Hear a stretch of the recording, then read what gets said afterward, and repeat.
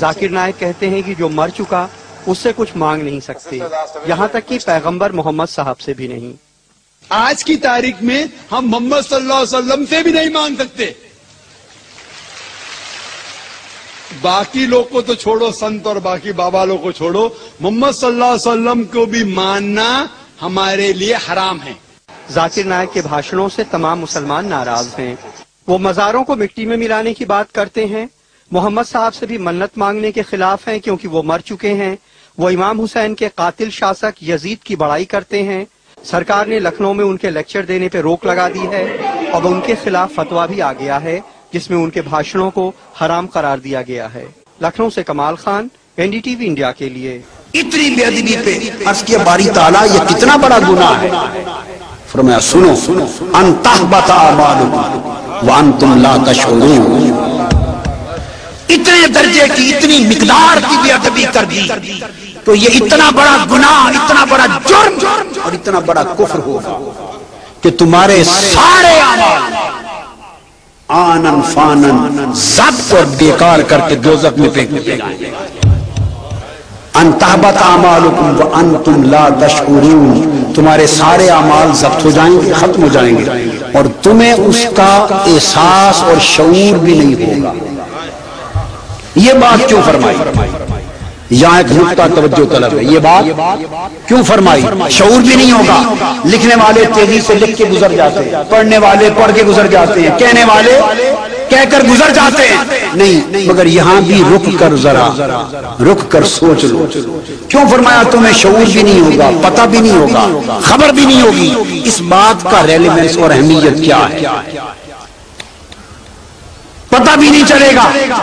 अच्छा भाई, पता चलने और न चलने से फर्क क्या पड़ता है? इसको समझ लें तो बात समझ में आ जाए। फर्क यह है कि अगर पता अमाल ज़ब्त हो गए, वान तुम तशऊरून, और तुम्हें समझ आ गई, तुम्हें समझ आ गई कि मेरे अमाल ज़ब्त हो गए, तो फिर तो आप सोएंगे नहीं। आप तो उसी वक्त रो पड़ेंगे, गिरेंगे, सजदे करेंगे, तौबा करेंगे, माफी मांगेंगी, वो अमल छोड़ देंगे, अल्लाह से तौबा करके माफी लेके फिर राह रास्त पे चल पड़ेंगे।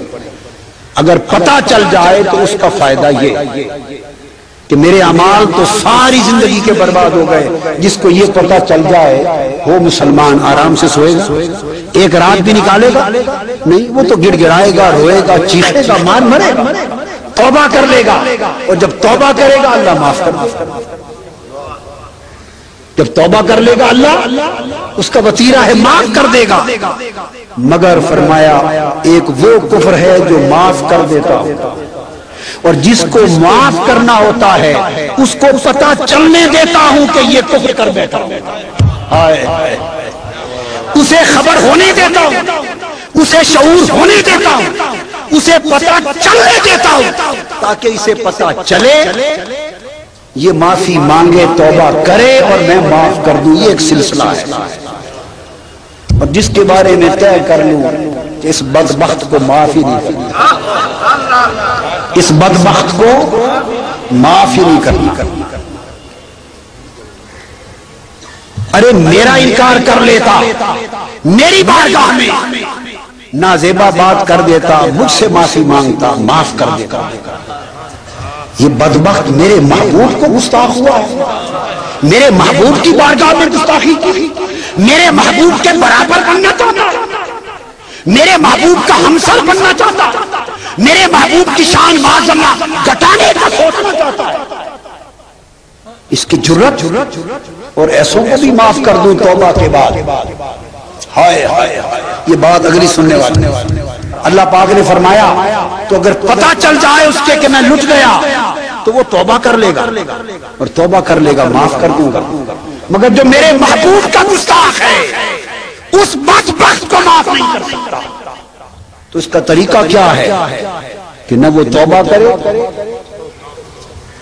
न तौबा करे, न माफी हो।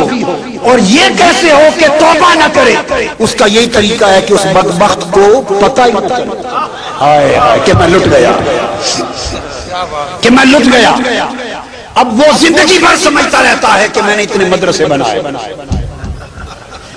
इतनी मस्जिदें बनाई, हुजूर की सुन्नत पर अमल पैरा हूं, इतने हज किए, इतने उम्रे किए, इतनी नेकी की, इतनी तबलीग की, इतने जिहादों में शरीक हुआ, उम्र भर खुश है, घमंड में है कि इतने अमाल मेरे पल्ले।